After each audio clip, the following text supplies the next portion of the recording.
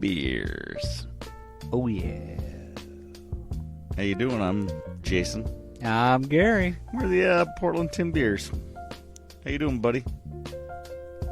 I'm doing fantastic. I'm drinking a beer, doing some easy listening, relaxing after a wonderful Timbers win against Houston.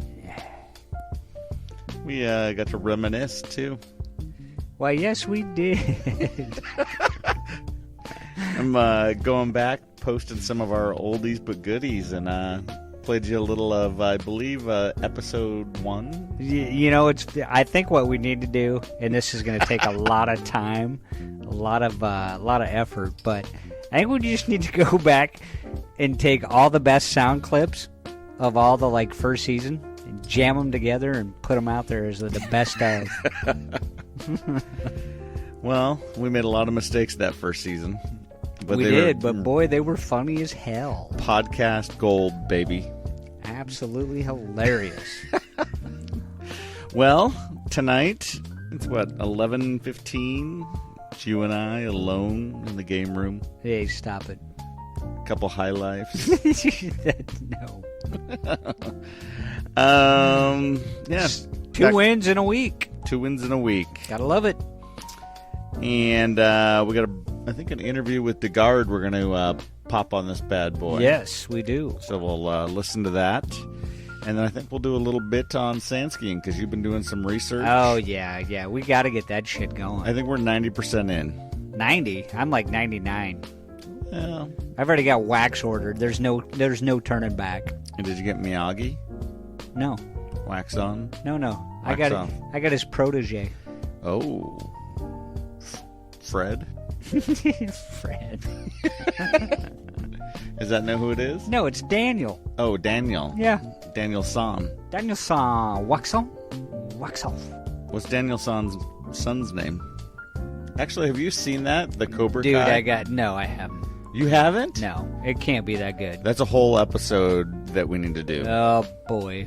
How do you not... You have not seen Cobra Kai yet? No. Oh, you got to see it. It's freaking We're watching an episode when we leave this. Really? Yes. No, I'm going home and going to bed. No, it's fantastic. No. Dude. Literally fantastic. Debbie's going to want you to go to bed. Probably not. No, she is. Well, let's talk a little about this Timbers game. Yeah. Which one? Wednesdays or this one? Well, we can talk about either or. I think they were both fantastic. This one's in my mind. Both fantastic. So, LA Galaxy, Portland Timbers, U.S. Open Cup. We win 4-0. 4-0. Absolutely wonderful game to watch. Yep. Believe you made a comment. We're gonna need a bigger log after that game. Hell yeah. Yep. Yeah. I believe we have a toothpick left after tonight's game. You know your log's too short when all the scarves that Timber Joey puts on it covers the entire log, and you have to move them to cut a log slice. I know my log's too short when I look in the urinal trough, and I look left, I look right. Wow. No? It just went there. And there's no Timbers Jarmy or Jim to hold it up for nothing. You? Yeah, not at all. Why would he hold it up? That's weird. He just made it weird. It wasn't weird before. No, it was. It was way weird. I look left, I look right, just like crossing the street. Yeah, and crossing streams, yeah. No, not crossing streams. Hey, you know what we talked about this because the bathrooms at the Providence Park are a shit show. And they said they remodeled them. I want to know which ones they remodeled. I'm calling bullshit. Because I'm not seeing any change in the ones that I've frequented.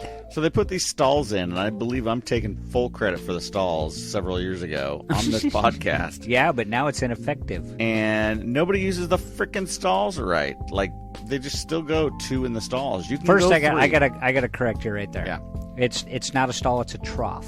Oh, trough. Sorry, yeah. Stalls. Yeah. So if you got stalls in there, you don't want more than one person in a stall because there's some heavy business going on in those. Really?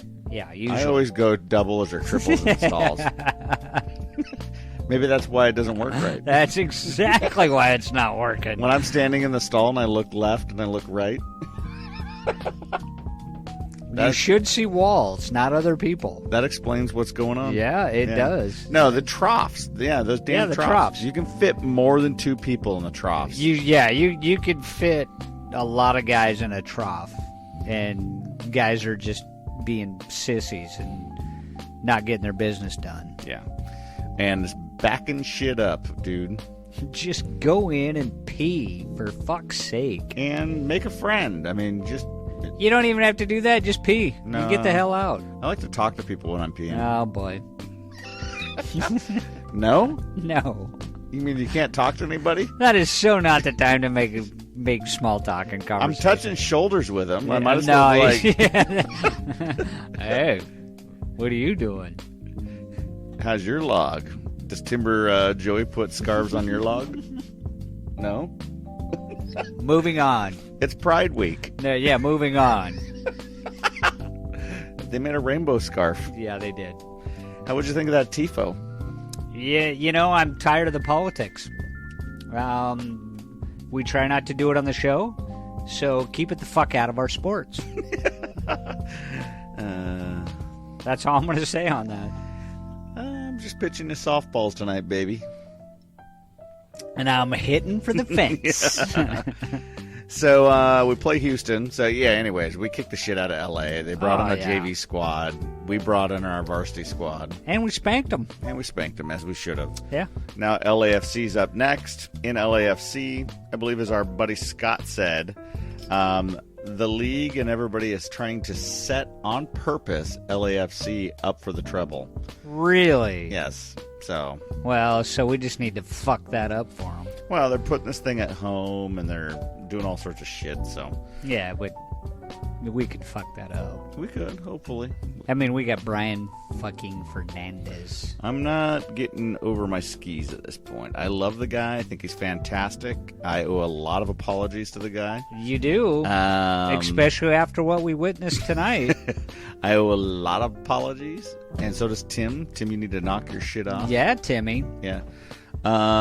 So, Jason, what did we witness tonight with Brian Fernandez when he came off the field? So Brian had an epic game. He comes off the field. I'm watching the guy. He comes and gives Gio a big hug, gives every assistant coach a hug, gives every single player sitting on the bench a hug and a high five, then goes down to the training staff at the end of the bench, gives them a hug, and then goes behind the bench and gives all the support staff and the other trainers hugs and high fives. Every single one before he went and sat down. 30 plus people, dude. That's a class act, kids. Yeah, before he sat down, pulled off his shin guards, did the whole thing. So, classy dude and absolutely a fiery competitor on the field. So, guy is definitely making the money we're paying him. Yeah. There's no question. Yeah, not at all.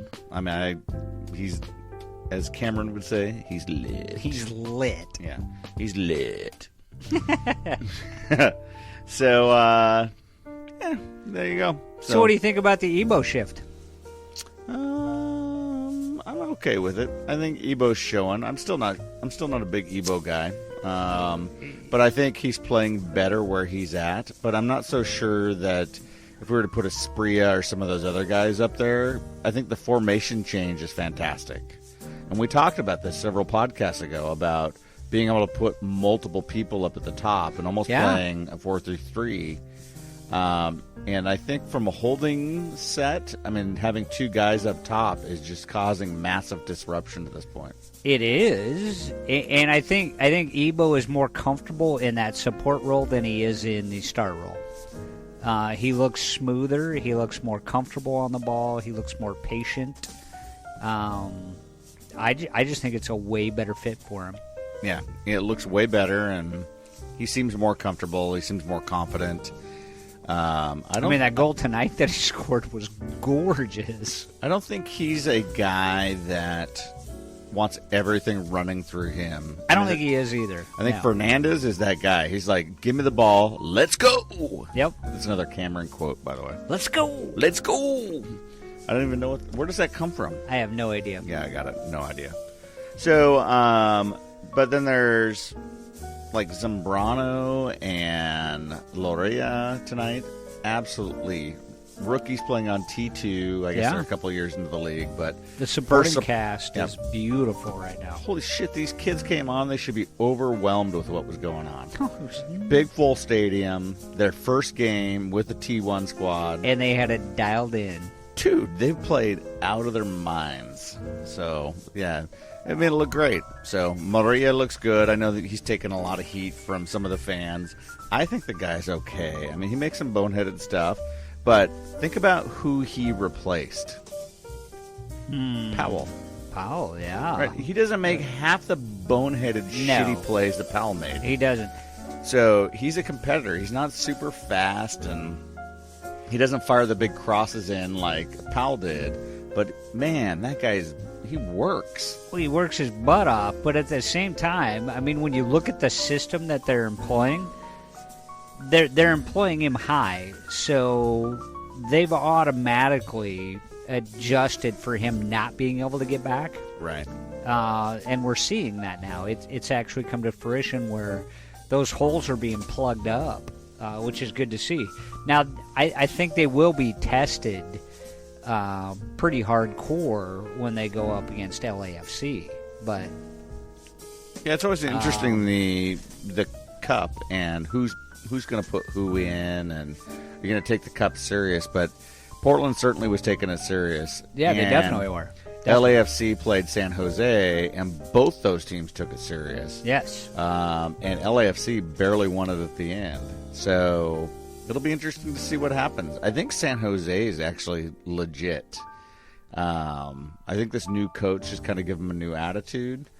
And I think they're going to be dangerous towards the end. I think they're going to be kind of like that, hanging in the bottom middle of the table. But I think they're dangerous, man. And we're going to play them a couple more times. Yeah, and it doesn't bode well for us. No. I mean, when you look at the whole West Coast side right now, it's pretty nasty. There's a lot of legit stuff going on. I think the Western Conference is going to take back the toughest conference from the Eastern Conference. You think so? I think they will. It may not be this year, but I think next year I think next year they'll take it back.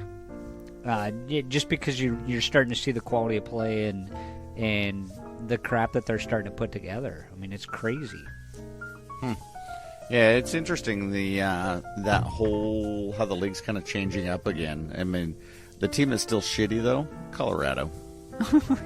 Poor bastards. And Jesus, they just spend money like crazy, and nobody shows up, and they still suck. So. Well, it's because it snows all the time on them. How about the U.S. Open Cup, dude? All the upsets. Yeah. Dude, what's with this New Mexico team? I gotta say, they look pretty damn legit. I have no idea. Yeah, it's nuts when you've got.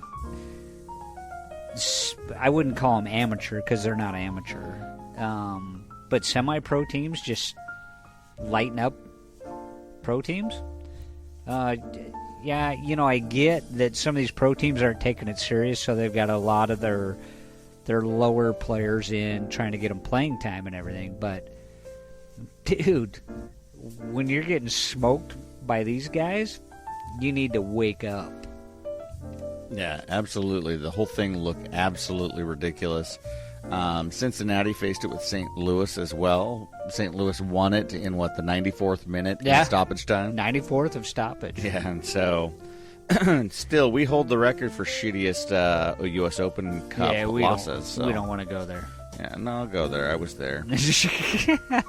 Cal FC, you dirty bastards. Eric Winalda, fuck you. So, whoop, whoop. Yeah, no, it's... I mean, U.S. Open Cup is interesting, so it's always got something going on and some sort of upset of brewing, and of course, little brother's looking to upset big brother. And well, it's such a strange animal because you've got, I mean, as a coach, you've got to really focus on where do I want to put my energy right now? Do I want to put it in regular season, or do I want to put it in the cup? Do I want to split it? What do I want to do here? Right. So, I mean, I don't envy the coaches on those decisions at all, but you gotta, when you're a pro team, you gotta take it. You can't be losing to these lower class teams. Yep. Just because that right there tells me that the guys that you put out there shouldn't be on first team to begin with. And maybe that's what you're looking for. Maybe you're looking to prove should they be on first team or not. So, again, that's the coach's decisions, not mine. Yep.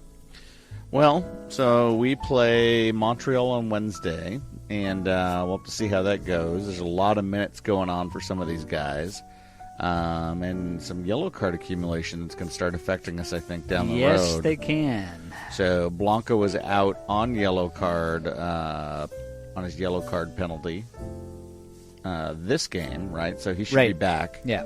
But, man, Charo picked up a yellow. Valeri picked up a yellow.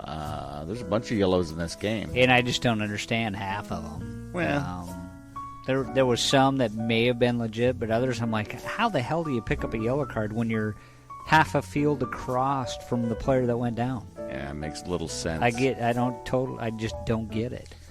So, I don't know. It'll be interesting to see how this thing shakes out. So, I believe the next home game is against Dallas coming up. Next weekend? I think it's the 28th, Sunday. 28th, there you go. Yeah. So, that'll be fun. A lot of 8 o'clock, 8 p.m. games. Yes, there are. Those are late, dude. They are late. But it's sure pretty out. It is. And then when it's hot, and it cools off. Yes, exactly. It really cools off for the players. I'm wondering. I'm almost wondering if they did that because of the new stadium design. But who knows? Yeah, it's above my pay grade. What do you think of the beer selection at the stadium? Yeah, it needs work. They have any sour beers? I haven't seen any. There's no sour beers? I guess ciders, I guess. Not that I would look for a sour beer, but I didn't see any sours. I would look for a sour beer. I don't think I would. Really? Not in the heat. No. Sour beer, especially if DeGarde was there? Possibly. Yeah. Very possibly. I would drink DeGarde beer there. Yeah. They got Miller, though. Well, yeah, we had a little high life. Kids, I'm telling you. And this is where I part ways with some of my brew friends here. There's nothing better than a Miller High Life. Well, and the sad thing is we did a Miller High Life comparison to a German Pilsner, and I chose the Miller High Life. Yeah, dude, it's legit. And It was Debbie did too. way more refreshing, way tastier. I feel like a sellout, but you know what? One in Rome. It tasted better. I'm sorry. Do the Romans. do. That's right. All right, well, let's take a quick break. We'll come back, talk a little bit about DeGarde, and shake that up. Well, hey, wait. What are you drinking, by the way? What were you drinking? I have no idea. It's all gone. I think that was the clone of the Anderson Summer Solstice Ale. It's all gone. But it was flat. It was flat, and it's still gone. Yeah. So it was a tasty beer. It just didn't have the carbonation that we were looking for. Nope. We don't need a ton of... But it was bottled. Yes. It was bottled. So I'm not sure what happened there. All right. Well, we'll come back and talk a little bit about DeGarde, talk about our trip to Tillamook to see DeGarde, and play the interview. So with that, we'll be back shortly.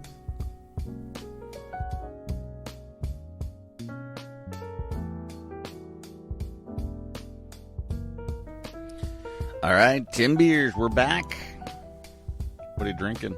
Nothing. Well, not now. I got an empty glass. There you go. Oh, boy. It looks way too dark for drinking in the summertime. What the fuck? That's not dark. This is a... No, that's dark. This is a dark ale. Yeah, it's motor oil colored. It's dark, and smell it. Oh, Jesus. That's at least a 12% beer. No. No, it is. 1 pint, 10%. Oh, Jesus. I was off by 2. It may be more. Get your glasses on, kids. Yeah, it's 10%. Wowzers. This is Super Nebula by Block 15. Imperial Stout matured in bourbon barrels and conditioned on cocoa nibs. I just got to ask why. Why they put it on cocoa nibs? No, why did you pour this? Oh, I was going to say, I don't know about the cocoa nibs, but... Shit. I'm rummaging through my friggin' refrigerator here, and I read it. Well, this looks interesting.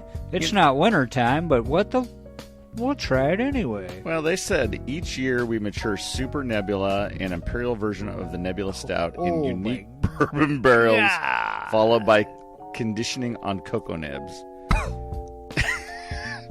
Hey, you need a match? Yeah, I gotta light the fumes that are coming off my breath. Holy shit. What do you taste? A lot of alcohol. Any cocoa? Yeah, on the backside. I'm getting a coffee taste on the backside, too. Vanilla? No. Not yet. I mean, I gotta readjust my palate from going from, a flat summer ale to high-octane jet fuel. Well, so we had the opportunity to head down to Tillamook. We hit Pelican, which we had in the last episode. Jesus. And we might need to go to Block 15 next. The funny thing is if we ever start a YouTube channel... Yeah. People are just going to fall out of their chairs fucking laughing at the reactions of our taste to these beers. Brutal. So we hit Garde Brewing, and that's actually the reason that brought us down to Tillamook was to go visit those guys. So yeah. We had some fringe benefits with Pelican, and that worked out magically. It did. Those guys treated us again awesomely. We got treated really well at Garde, though, too. But Garde was fantastic. So, are you a sour beer guy? I'm not a sour beer guy at all. But we had an Anniversary Ale. We had the Anniversary Ale there, and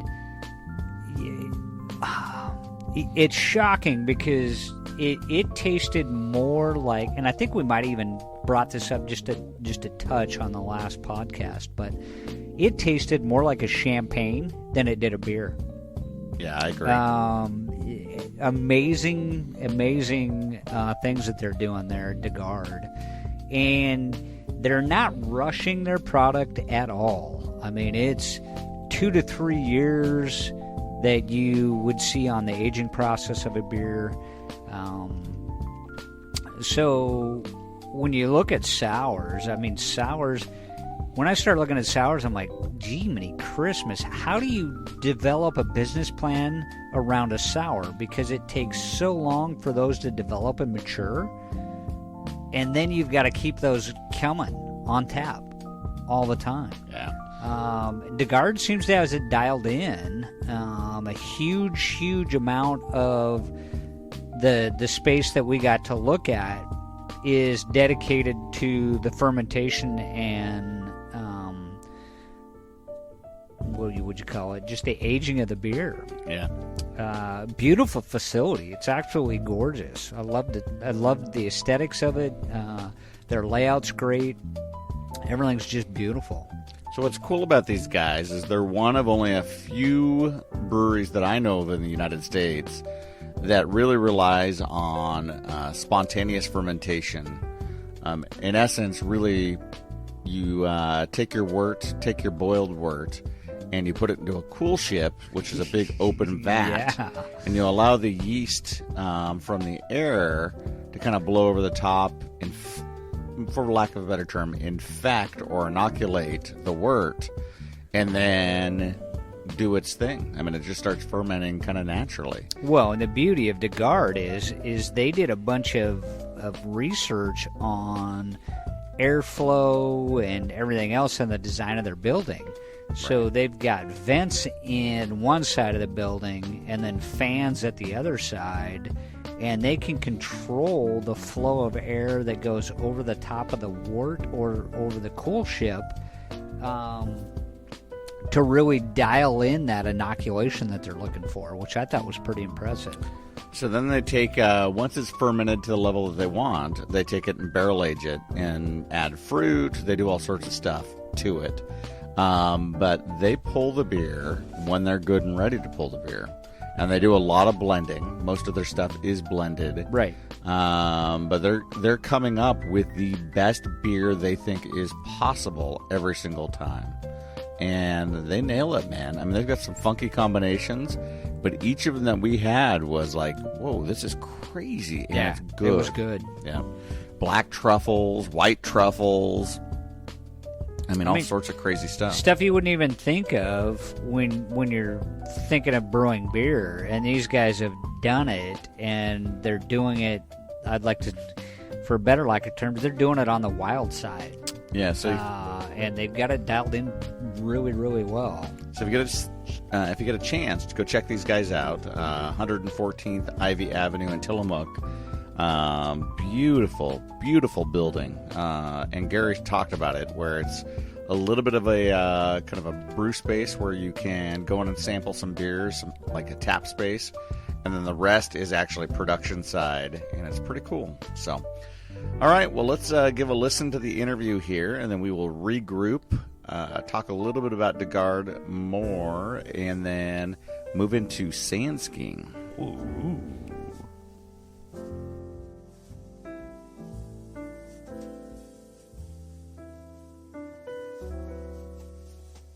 Hey, this is Jason from the Timbeers. We're here at Garde Brewing, and Gary and I have a long time wanted to check out kind of the scene in Tillamook, and so contacted Garde, and they were kind enough to have us out. So I appreciate you inviting us out.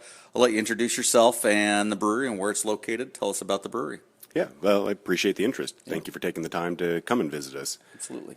So we're Garde Brewing, located at 114 Ivy Avenue in Tillamook, Oregon. Kind of between the two different mountain ranges and a couple miles from the coast. I'm Trevor Rogers, the head brewer, co-owner, head blender. My wife, Lindsay, and I founded this company back in 2012 and had our first beer available in 2013. We're a brewery focused entirely on spontaneous fermentation and aging in oak barrels. Cool. So, yeah, that's totally why we're interested. So, we're not big sour guys, but the more our palate kind of changes, the more our palate changes, and really, as the Portland scene, the Oregon scene starts to move towards sours, right? You're kind of forced to try and experiment and do this type of thing. And so I'm noticing, I mean, there's certain styles that I gravitate to, but how'd you guys pick spontaneous fermentation? I mean, what drew you to that style early on? Well, I think both of us were passionate about wine and to some extent had jobs in the industry before we ever fell in love with beer itself.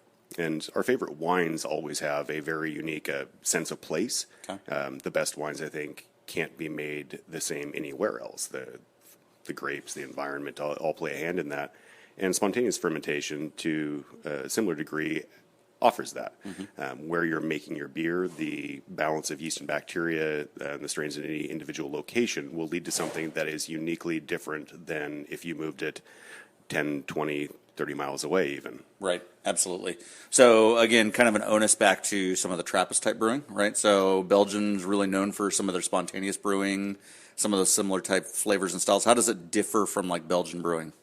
Yeah, we draw our biggest inspiration from Belgian lambic producers. Right. We have to cater our recipes, maturation timelines, and process to suit our native yeast and bacteria. So our recipes are going to be slightly different. Our processes are going to be slightly different. Okay. But at the same time, we owe the greatest debt to those producers for maintaining that tradition and providing the inspiration for how we make our beer. Cool. Excellent. So are you sourcing local ingredients here? Tell us a little bit about your ingredients, what you use. We were out at Tiny Wolf yesterday and have hit some others where they're Wolves and People, which are very specific about trying to source from Yamhill County, and the beers they make kind of reflect that area. Are you guys doing something similar? What's your process? Yeah, very similar. I think we'd be doing ourselves a disservice, claiming to be a local brewery and excluding local ingredients. So we work with as local farms as we possibly can. It turns out that we're really good at growing cows in Tillamook County, making cheese, but a lot of agricultural crops just don't flourish in this area. Right. So if we're working with fruit, then that's going to be coming from the valley, typically about an hour and a half away from here. Okay. So still reasonably local, particularly by brewing standards. The same way, the grain that we use is almost exclusively grown within 3 hours and malted within 3 hours of our brewery. Really? Okay. Yeah. We're perpetually looking for different ingredients, kind of native to our area or region that we can work with. All of our hops at this point are coming from Crosby Hop Farms in Oregon. We age the majority of those for most of our recipes in-house, so 3 to 4 year aged. Wow. Cascade and Willamette, grown pretty darn close as well. Cool. And then the wine barrels I'm taking, similar from the vineyards. I mean, you're bringing a lot of the wine type stuff that you've used. Sure, and we do have to make a bit of an exception there. Unfortunately, none of us here are the biggest fan of American oak, Right. the character that provides for either wine or more particularly our beer. So most of those are made from French oak and imported on that account. We source as much as we possibly can from local wineries, but we do occasionally bring in some, we call them character barrels. Like if we wanted a sherry barrel, which I think is beautiful with our beer, that has to come from Europe. There's just not sherry production, Right. obviously, in the U.S. Or anything really equivalent to it. So let's talk a little bit about oak barrels for some of the listeners that may not know. I mean, what is the differences in basics of American oak versus French oak? It's spiciness, right? So we're talking about spice and like hit. Spiciness and I think intensity has some aspect there. I always say like the best way to tell the difference is to get two different Napa Valley Cabernets. There are producers that use 100% new French oak and producers that use 100% new American oak. Right. And that difference is really apparent when you sit down with a glass of each. The intensity, the spice characteristic from American oak is something that I think is too heavy-handed for our beer. Typically, we want fairly neutral barrels that have been used already by wineries or distilleries so that the oak contribution is going to be lessened somewhat. But the intensity of our beer is less than a big red wine, say. So even with a diminished oak contribution, it can still be too much, or if it's a type of oak that we don't like, way too much. Right. Right. So are you doing any blending? Are most of your beers a blend type process? Yeah, absolutely. Everything we do, with very few exceptions, is a blend. Okay. The majority of our beers are going to be an average of about 2 years of age in oak. And I say average of 2 years of age because there might be a 1-year-old component, there might be a 3-year-old component, or in the case of our anniversary beer, it's a blend of 1, 2, 3, 4, and 5-year-old barrels with an average age of a little north of 3 years. Okay. We find that very rarely, just as in wine, a single vessel gives you the best outcome. Right. You kind of have to blend to taste and character and intensity. Wow, fantastic. So how'd you get into the brew business? So you talked a little bit about your love for wine early on. Were you a home brewer? I mean, what exactly happened there to draw you into the beer industry? It was a home brewer, but the transition to love for beer came from a friend of mine who we used to spat back and forth. He said, beer is more complex, has more possibilities, is better than wine. And I'm not sure if I'm allowed to curse on this, but No, totally can't. Totally. I threw some invectives back at him. Yeah, no, absolutely. And eventually he shared some beers with me. Like, well, fuck. You're right. Yeah. There are a lot of possibilities here. And I'm not saying that it's better than wine, more complex than wine, or there is a broader range of possibilities, but certainly they have equal range. Right, absolutely they do. It's interesting because we live in a very wine-rich culture now, especially in the Valley. Sure. I mean, there's a ton of wineries and things going on that way.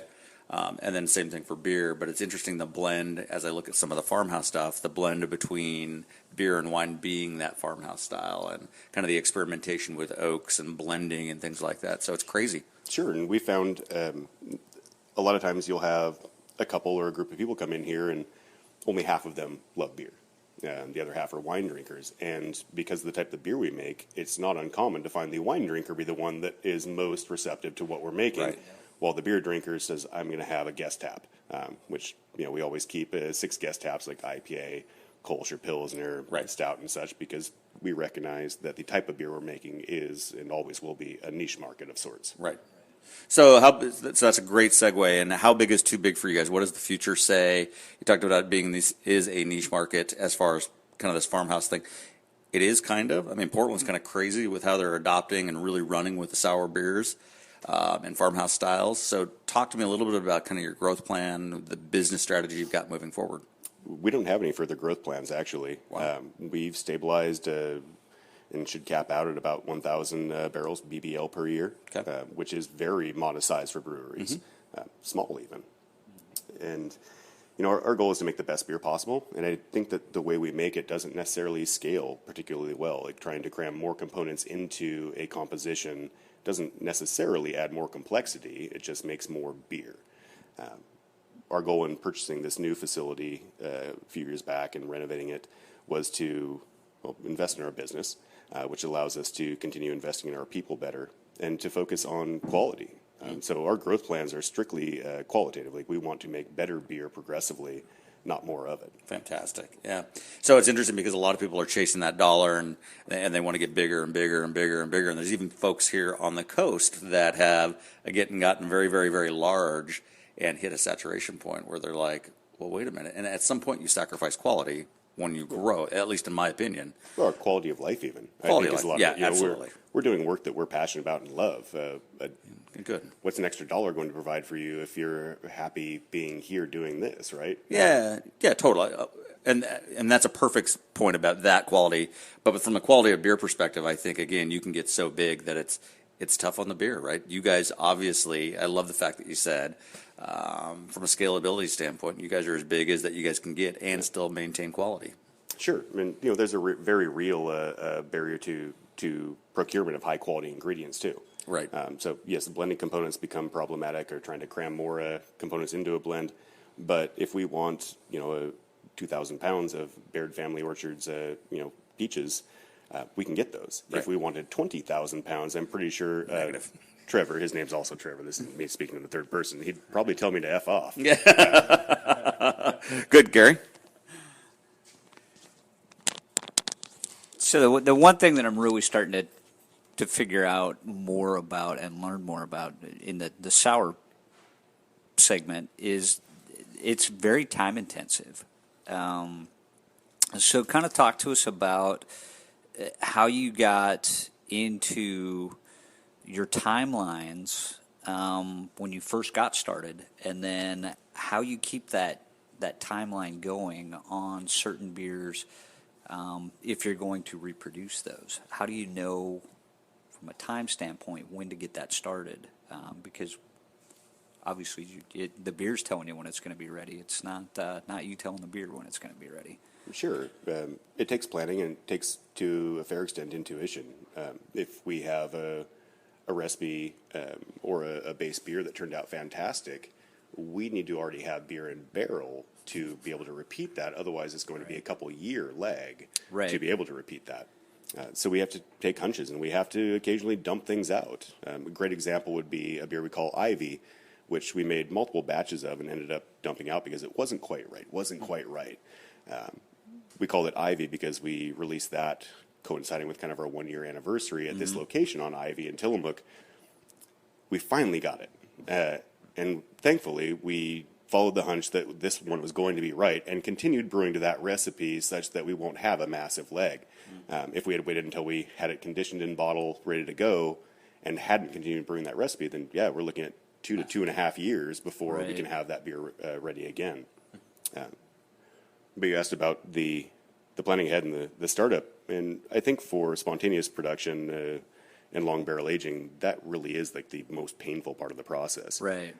We started out, as with I think a lot of smaller brewers, woefully underfunded, and we had to focus a lot of our early efforts on slightly quicker turnaround spontaneous beers, things that we could ferment, age for less than a year.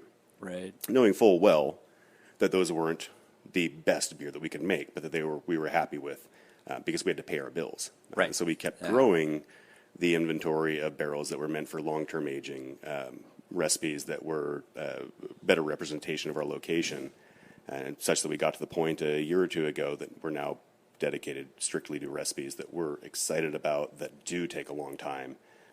Again, on average, about 2 years in oak. Right. So I think that's the big thing from the listener standpoint is that, especially from if they're doing homebrewing or anything else, on your normal style beers, you're going to have 2 weeks to a month maybe for your beer. And then with you guys, it's like 2 years. minimum. So it's just this huge swing in time with the different styles, and it's really interesting to see that. Yeah, again, there's some crossover between winemakers. I think home winemakers would probably relate more closely to our process and timelines than a lot of home brewers. Yeah, we won't venture into my trying to make Pinot Noir the last couple of years. Absolutely. And not knowing how it tastes until the very end. And I'm like, oh, this is horrible to set for a year. For what reason? It's the most painful part, isn't it? Yeah, absolutely. Devoting that much time and energy into it, and then finally, nope. Yeah, no, I'm a much better beer maker than I am a winemaker, I've determined. So too much other stuff. A, I don't have the patience, and B, there's just that unknown thing at the end of the tunnel. So well, if you throw a lot of effort into it, again, that startup part is painful, right? Building the inventory, but once you have that pipeline full, you're basically replenishing what you've packaged off, and you always have more available.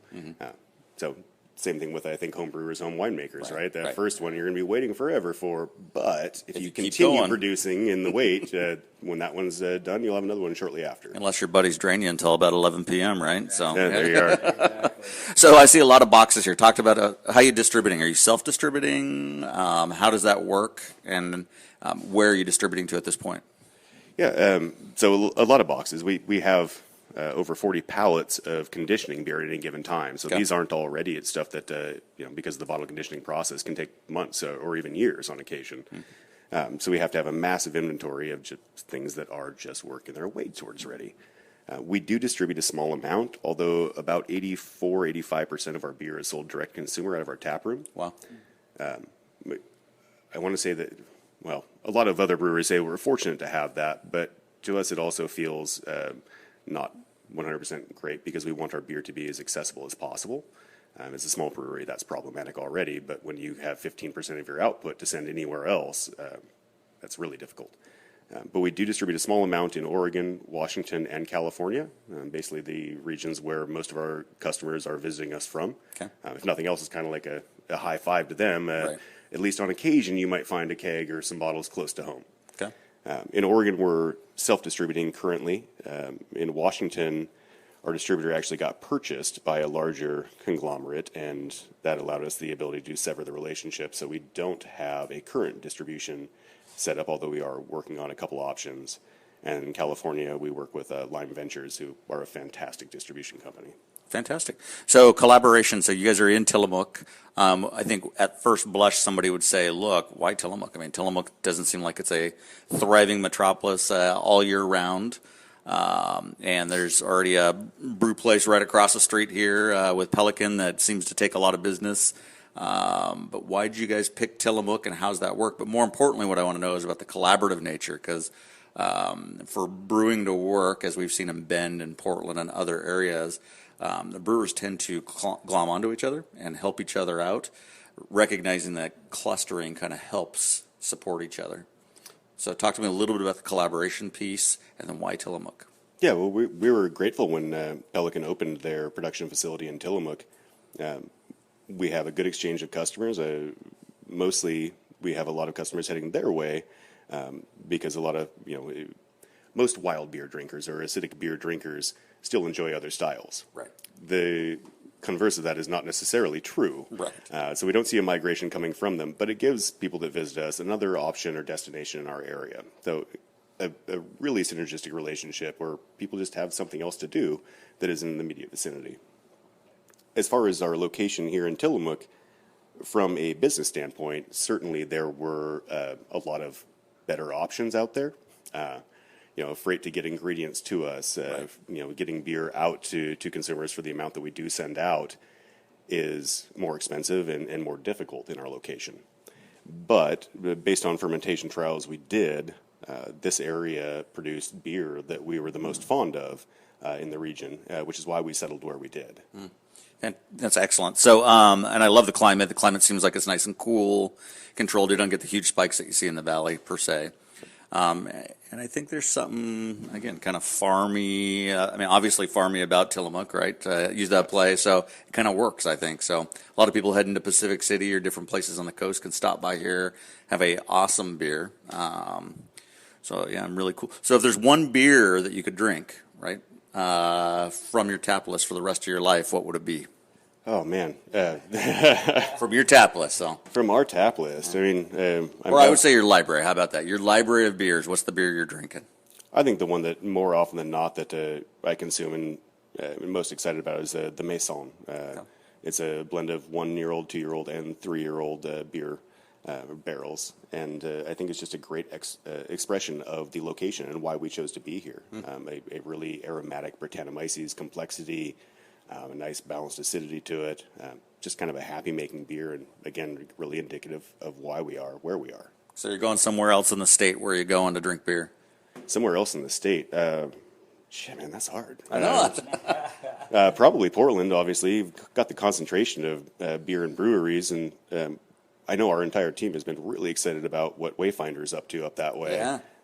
It turns out most brewers are pretty big fans of like well-constructed lagers, and those guys are kind of knocking it out of the park with everything they're putting out. It's interesting to swing from, again, hazy IPA, all that type of stuff, to more of the old lagers, which is what, again, kind of pushed everybody to go into microbrewing and kind of get away from that lager, pilsner, macro brew type stuff, yet we're all kind of moving back that way. Sure, but, there's a big difference between, like right now I'm sipping on a ferment Pils. Right. There's a big difference between this and, say Budweiser or any number of other larger brands, right? The character is a little bit more, it's more characterful. It's just delicious and, Right. and has good flavor versus, I think the goal for the macro adjunct lagers was an absence of character. Right. And it's just the McDonald's of beer, right? I know what I'm going to get each and every time I'm going, and Sure. and you don't necessarily get that with somebody that's actually a craft brewer. There's control, but it's not again calculated control. So Absolutely. so talk to me a little bit about again, if you were stuck drinking a macro brew, one of the big ones, what are you drinking? So there's a lot of talk about some of these macro brews, specifically with kind of the group that we hang out, and there's a lot of like, no, we would never drink macro brew, we'd never do it, but sometimes we're forced to. What are you drinking? Water? Lager? What lager? Water. Oh, water? Yeah. No, I Really? I do make a concerted effort not to drink from the major brands. I love that answer. It's not a qualitative standpoint. It's strictly the fact that these are companies that spend millions of dollars every year trying to legislate, market, basically make it impossible for breweries like ourselves to exist. Right. I don't fault anybody else for following, like if their taste says, I really want a Coors Light or something like that, there's no wrong in that. Right. But personally, I can't support somebody else's business who is actively trying to make sure that my business can't exist. No, I love that you brought that up, and without even plugging you about, that's what I was looking for. I mean, that's literally kind of the thing that I think most people don't realize is when you drink those macros and you're supporting those businesses, they're actively trying to run the craft brew business out of business at this point. So, but good. All right. Any plans for Brewfest, Beer Fest coming up for you guys? Are you going to be at anything as far as showing your beers? Yeah, we've got a seminar during Portland Beer Week coming up soon. Yeah, okay. It's based on spontaneous fermentation out at Von Ebert that we're pretty excited about. Some other great brewers there from some favorites. As far as other beer fests, like, oh man, that list is pretty long. But if there's a good one happening, there's a really good chance we'll try and get some beer there. So you going out to the golf course brew site, or are you actually going to the main brewery there in the Pearl in Northwest for Von Ebert? That's a really good question. I actually need to look into which location. Yeah, it's I know their sour facility is over in the golf course area. Yeah, and we were out there for a different event, but yeah, I actually didn't check which location this particular tasting is at. yeah, well, I mean, we like Von Ebert. We were just there last week for the Timbers game. Yeah, no, we're pre-funking it out. We're stoked on him as well. Sean has been making an amazing beer for years, and he now gets to flex his muscles in the facility that he helped design, get the equipment that he wanted, and yeah. Cool. Well, I appreciate your time. So I'm going to go cozy up to the bar and have several more of these beers. Listeners, if you get a chance, check this place out. Tillamook's happening. The Garde is happening. Crazy good beer. Crazy good atmosphere. Pretty fresh looking building on the outside, nice and clean. So, but I appreciate you having us out and doing an interview. No, again, I appreciate the interest. Thank you so much for taking the time to come visit us. Absolutely. Timbeers. Cheers. Timbeers, we're back. To Garde Brewing. Big thanks to Trevor. Fantastic interview. Love the final comments about macro brews and the chokehold that the macros have on the micros right now. So why support them? Again, we spend a lot of time talking a little bit about Miller High Life and some of that other stuff, but in all seriousness, I think that what happens is if you gravitate towards those, you're running a local business or a local craft beer business. Right out of business. Yeah, right out of business, which is a big deal. So the Garde is absolutely amazing. So their flagship beer is a Berliner Weiss, and it is unbelievable, recognized across the country, if not the world, doing amazing things in Tillamook. And then a little on his backstory is he worked at Pacific City Pelican Brewing as, I believe, an assistant manager. And then his wife, Lindsay, co-owner, worked at the cheese factory there in Tillamook. And so they are service-based, service-experienced, and provide great service and fantastic beer. They do. Yep, so wonderful time. Had a great time there, so check them out. The Garde Brewing in Tillamook, Oregon. All right, buddy. Well, so on that trip down to the Garde and Pelican, Yep. we shot over to Pacific City. We talked a little bit about it on the last episode. Yes, we did. And we saw a big, huge hill to the right made of sand. Big old sand dune. And I believe we talked about this about 6-8 months ago. I think we did a little deal on sand skiing. Yeah. It's calling for us, baby. No, it's calling. So Pacific City and Pelican seem fairly open to it, but I'm thinking we're going to be skiing there here pretty quickly. And I see within the next year a Timbeers sponsored event at that dune. I think you're right. I went online today and ordered some Dr. Dune's sand waxes. Did you really? Oh, yeah. I went 3 different types. I went with their base butter, their speed wax, and one of their other ones. Huh.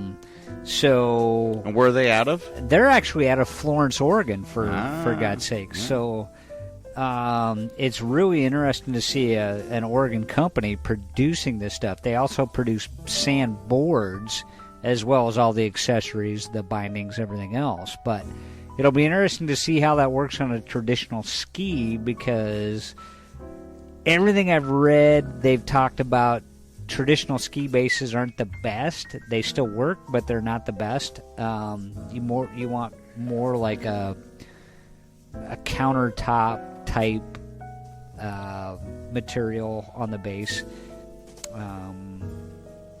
So we'll see what happens. You know, I've got wax coming. We're going to throw it on our skis. We'll see if it works. So dug a little bit into the sand skiing thing. So my idea is go to Goodwill, get some scrappy ass Goodwill skis, some rear entry boots that I'm not going to ruin, and wax them up, do our thing, and let's go. So, but looking into this thing, sand skiing was founded in Namibia by a guy, I believe a bunch of Germans, crazy Germans ski in the Namibian desert. And the world record for speed on sand for skiing is what? Any ideas? Yeah, it's like 37 miles an hour. And 92 kilometers an hour. So about 40 miles an hour. Ridiculous by a German. So not quite as fast as snow skiing, right? So snow skiing, you're booking and hauling.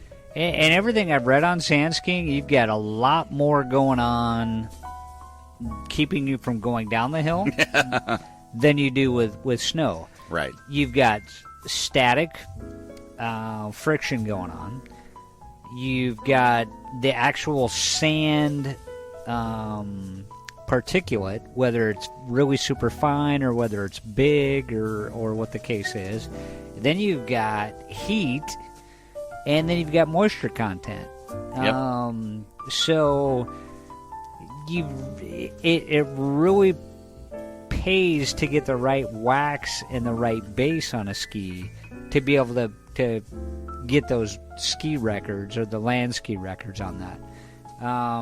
For what we're going to do, Yeah, we're just going to throw a slalom course up, or try to get somebody to sponsor it. You can do your board, or you can do skis. It doesn't matter, and we'll see what happens. Yeah, it's going to be interesting to see how this thing turns out. I'm planning on just taking a couple turns the first few times, just seeing what we can do. But, yeah, if we sponsor an event and hopefully we can get, like, Pelican and others in with us, we're going slalom and maybe big air. How badass would it be to do big jumps? That'd be sweet. I mean, I've seen some video footage on it. It's pretty impressive. So I've got a little clip here that we'll play of some sand skiing, and it's different from the last time that we played. So let's give it a whirl. We'll regroup.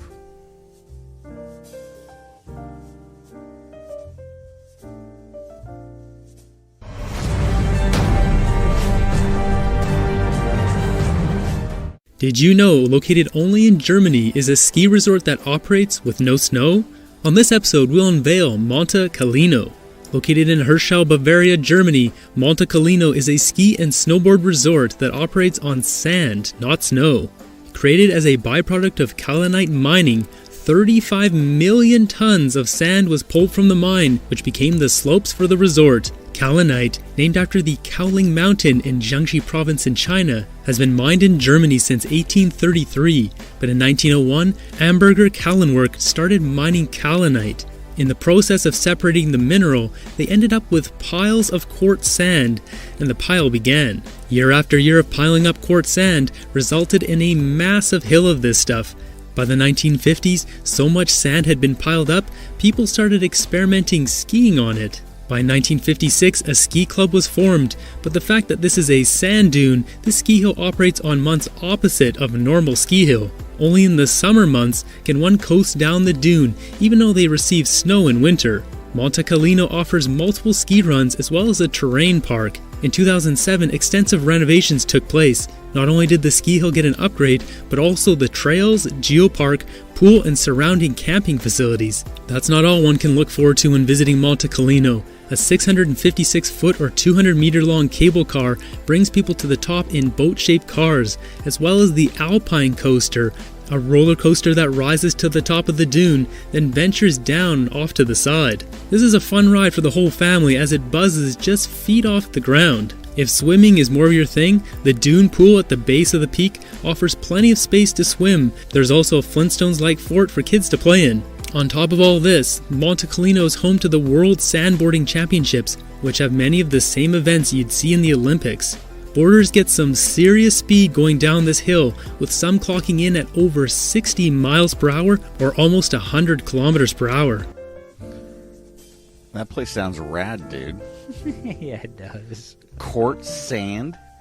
Well, yeah, and the beauty of it is you can continue skiing year-round. All year, and I can go 100 kilometers an hour. The guy said so. Don't always believe the advertising. No, he literally said so. No, he said it, but... So I'm going to go there, and if I don't go 100 kilometers an hour... Then you just get them for, what is it, false advertising? No, I'm going to protest. I'm going to say, look... I'm going to protest. I'm going to make a TIFO. Make me go faster! That has a political theme message, and I'm going to hang it. Oh, shit, there we went. We just lost 8 more listeners. No, that was on your comments earlier. So, mine wasn't pointed at the Timbeers Army one. Yeah, I don't care. That's the beauty of this podcast.